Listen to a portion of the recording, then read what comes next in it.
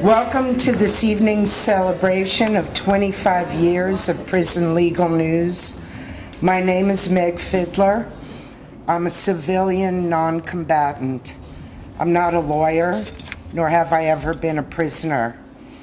I met and soon became friends with Paul Wright 10 years ago when he was awarded a fellowship by the Petra Foundation, which I directed.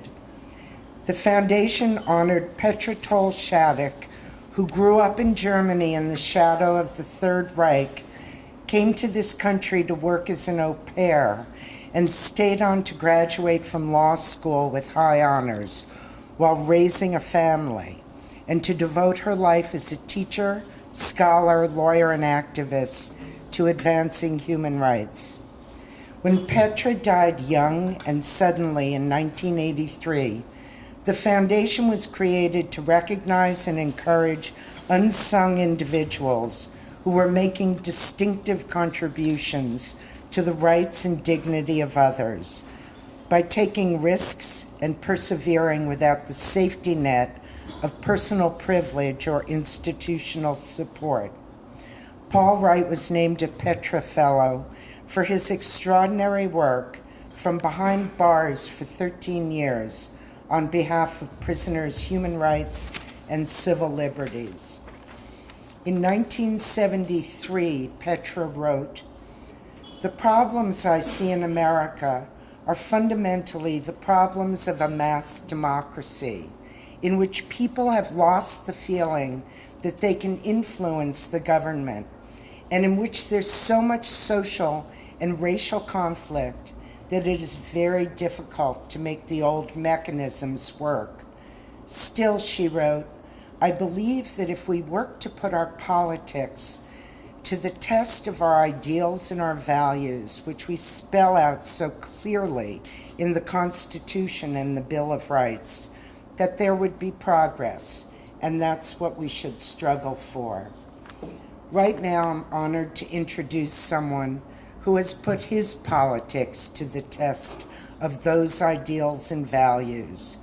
A friend of Prison Legal News, tonight's keynote speaker, John Kiriakou.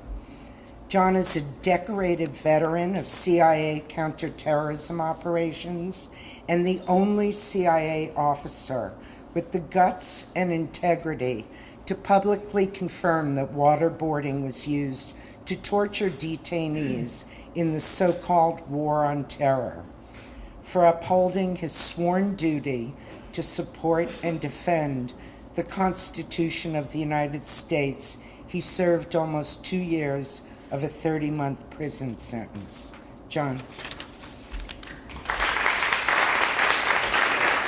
First, I'd like to thank Paul Wright. I guess I knew Paul Wright before I actually met Paul Wright. I arrived in federal prison in Loretto, Pennsylvania in February of 2013.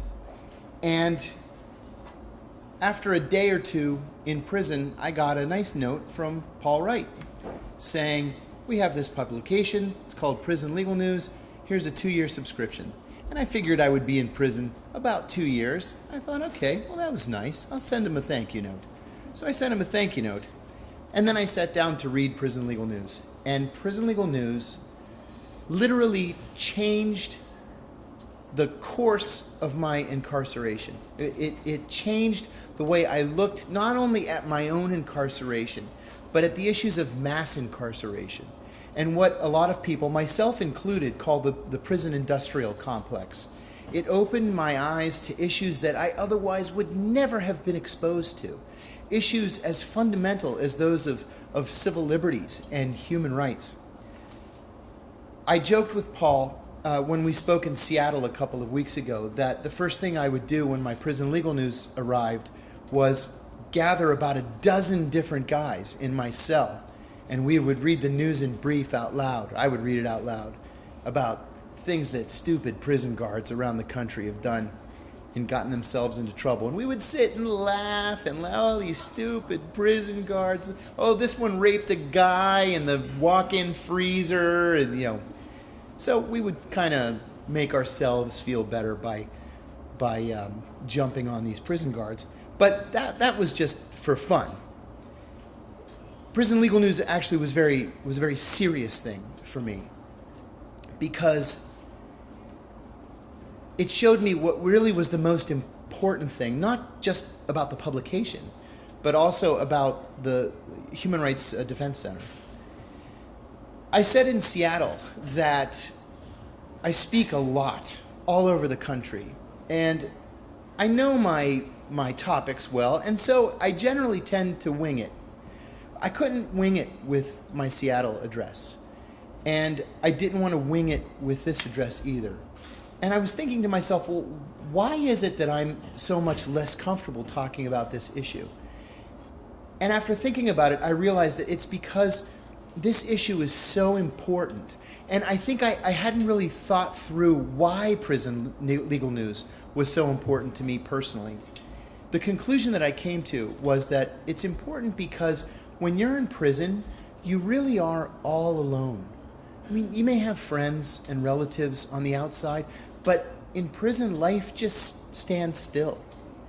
And it's like Groundhog Day, where every day is exactly like every other day. It doesn't matter if it's the middle of July or if it's Christmas. Your day is going to be exactly like every other day. And you tend to forget that life on the outside is continuing to move forward. So it was prison legal news that made me realize that there is support out there for people like me. There's an organization out there that is writing, that is suing, that's pursuing activism on issues that are important in my day-to-day life. They're lobbying. Prison Legal News and Human Rights Defense Center really were our voices on the outside. I can't tell you how many people don't have confidence in their own intellect to be able to challenge either their incarceration or the powers that be that are doing things like charging them $18.30 or whatever it is for a 10-minute phone call, for example, or giving them a Chase Manhattan debit card with their commissary money at the end of their incarceration, but that include fees that are so onerous that really your commissary money is going to end up going to Chase Manhattan or to the Bureau of Prisons. But Prison Legal News understood, and Prison Legal News was out there telling people what was happening. By way of background, I was incarcerated on a national security charge. I was charged actually with 3 counts of espionage, which is one of the gravest crimes that an American can be accused of. When we say espionage, we conjure up thoughts of Julius Nethel Rosenberg, of spying for a foreign country, of treason. In some cases, an espionage charge carries with it the death penalty. I'm a patriot. I've always been a patriot. And I took an oath to uphold the Constitution of the United States, not to cover up the CIA's dirty little secrets. And so I decided in 2007 that I was going to respond truthfully to an ABC News reporter's questions. I didn't know what he was going to ask me. I suspected that he would ask me about torture, and I decided that if he did, I was going to tell the truth. And so in December of 2007, I gave an interview to Brian Ross of ABC News in which I said 3 things that utterly changed the course of the rest of my life. I said that the CIA was torturing its prisoners. I said that torture was official U.S. government policy, not the result of a rogue CIA officer. And I said that the president had personally approved and signed of the torture policy. I was immediately